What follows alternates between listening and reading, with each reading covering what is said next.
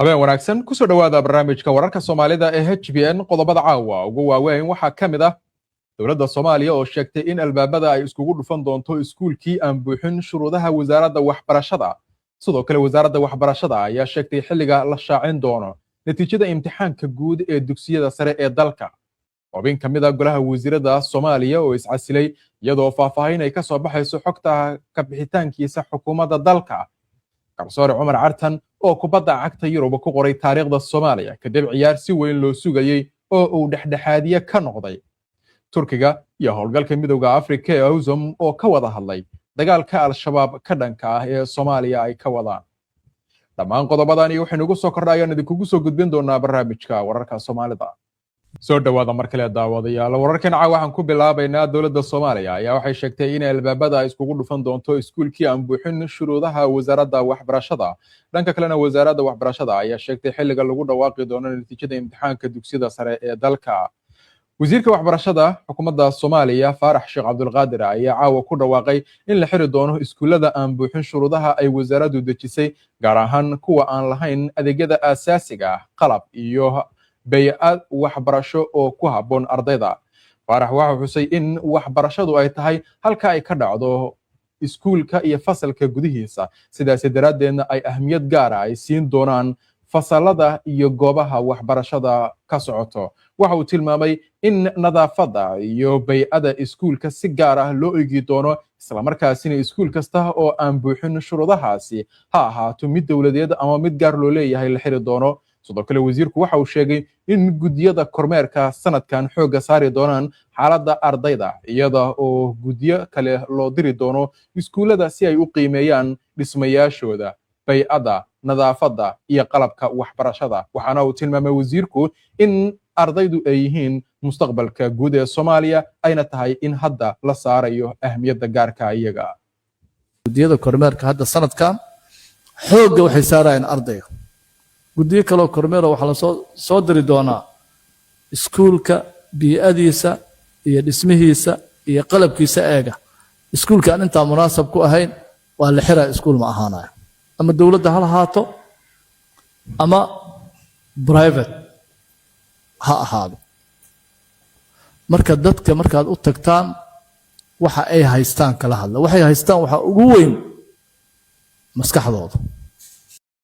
sidoo kale wasiir Faarax waxa uu sheegay in natiijada imtixaanka qaranka ee fasalada 12aad la shaacin doono Sabtida toddobaadka dambe taasi oo wasaaraddu ay ku dhawaaqi doonto imtixaanka dugsiga sare waxa la soo dejinayaa insha Allah hadii Ilaahay yiraahdo oo la iclaaminayaa la shaacinayaa maalinta Sabtida ee 15ka bisha August insha Allah taala hadii Ilaahay yiraahdo waxbarashadu waa hawl joogta oo socota horta markay ugu yaraato qofka wax la barayo inuu natiijo ka gaaro waxbarashadaas wax 20 sano ku dhawaad u baahanta oo inuu qofkii uu natiijo ka gaaro dawladna inay natiijo ka gaarto waxbarashada waxay u baahan tahay sanado aad iyo aad u tiro badan imtixaanka ayaa sanadkan waxa uu fadhiistay dugsiyada sare ee dalka 44136 arday waxaana lagu qabtay 108 xarumood oo ku kala yaala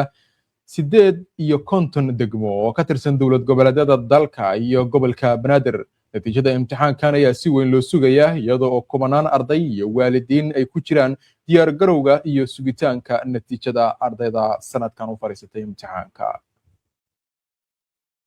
وهجاك بالمركانة حبين كمدها قوله وزيرة أما قولها وزيرة حكومة الصومالية أي إسعاسلي وزير كحجينكي وزارة جناحسجة إيو وشدها الصومالية حلبان محمود عبد الله أحمد أبو كاتي مقعدير أي سير رسمي أقول واقعي ما أنت إن إسعاسلي حلكي أو كهي دولة الصومالية إسعاسلات دي سوحة وكعدي قرال وصوص ريمانتي أو كوبيجان صدحية 8 أغسطس لما كن يلحيا لباتن إساقو أو آنو شاعن صابت الرسمي هي كنت قوان كيسا أبوكاتي waxa uu xaqiijiyay in uu baneeyay xilka wasiir ku xigeenka wasaaradda ganacsiga iyo warshadaha isaga oo u mahad celiyay madaxda dawladda fursadii ay u siiyeen inuu ka mid noqdo xukuumadda dalka una adeega shacabka. Iscasilaadda xildhibaan Maxamuud waxa ay ku soo beegmaysaa xilli dalka ay ka socdaan isbeddello siyaasadeed iyo kuwa maamul, iyadoo dowladda federaalku ay wado qorshayaal la xiriira habsami u socodka iyo shaqada hay-adaha dowladda. ilaa hadda wax war ah kama aanay soo bixin xukuumadda ra'iisul wasaare Xamse Cabdi Barre oo ku saabsan iscasilaadda wasiirkan iscasilay. markaane garsoore Cumar Cartan ayaa kubadda cagta Yurub waxa uu ku qoray taariikhda Soomaaliya kadib markii ciyaar si weyn loo wada sugayay oo dhexdhexaadiye ka noqday. dad badan oo Soomaaliyeedna ay dartiisa u tageen garoonka ciyaartu ka socotay. garsooraha Soomaaliyeed Cumar Cabdulqaadir Cartan ayaa xalay dhigay taariikh cusub isaga oo noqday garsoorihii ugu horreeyay ee aan Yurub ka soo jeedin ee dhexdhexaadiya ciyaarta kama dambaysta ama ciyaarta finalka ee UEFA Super Cup iyo midkii ugu horreeyay ee ka soo jeeda qaaradda Afrika iyo Soomaaliya. Cartan ayaa si xirfad iyo deganaan leh u maamulay kulankii PSG iyo Aston Villa ay ku tartameen koobka kaasi oo kooxda Paris Saint-Germain ay ku badisay 2-1. guushan waxa Cumar Cartan ay ka dhigtay garsoore Soomaaliyeed oo magaca dalkiisa iyo Afrikaba ku metela masraxa ugu sarreeya ee kubadda cagta ee Yurub. garsoorkiisa ayaa lagu maamusay go'aanada uu qaatay laguna amaanay iyo sida uu u maareeyay cadaadiska ciyaarta heerka caalami ah iyadoo oo kulanka ay goobjoog ka ahaayeen madax iyo marti sharaf kale oo caalami ah oo ka mid ahaa madaxweynaha Rwanda Paul Kagame. sidoo kale Cumar Cartan ayaa helay hambalyo iyo bogaadin ka timid hay'adaha kubadda cagta iyo shakhsiyaad caan ah waxaana lagu tilmaamay garsoore Afrika ka socda oo taariikh ka sameeyay UEFA Super Cup. halyeygii hore ee Talyaaniga iyo Juventus Gigi Buffon ayaa isna waxa uu ku amaanay qaabka Cartan uu u maamulay kulanka. Cartan ayaa garsoore heer caalami ah oo ah FIFA tan iyo sanadkii 2018 waxaana 2025 sanadkiina wadaarta loo magacaabay 34 jirkan garsooraha ugu fiican ee Afrika. waxaa muddooyinkii dambe uu dhexdhexaadinayay kulamo badan oo heer caalami ah isagoo oo ka mid noqday garsoorayaasha ugu sarreeya qaaradda Afrika. guushan ayaa si gaar ah muhiim ugu noqotay Cartan maadaama uu dhowaan waayay fursadii uu kaga qaybgeli lahaa koobka adduunka 2026 kadib markii Mareykanku uu diiday in dalkaasi uu galo inkasta oo uu haystay fiisa sax ah. si kastaba ha ahaatee xalay ayaa uu ka jawaabay niyad jabkaasi isaga oo dhigay bandhig taariikhi ah oo UEFA Super Cup kuna qoray magaca Soomaaliya taariikhda kubadda cagta ee Yurub. ugu dambeyntiina Turkiga iyo howlgalka midowga Afrika ee AUZUM ayaa waxa ay ka wada hadleen dagaalada ka dhanka ah ee Al-Shabaab.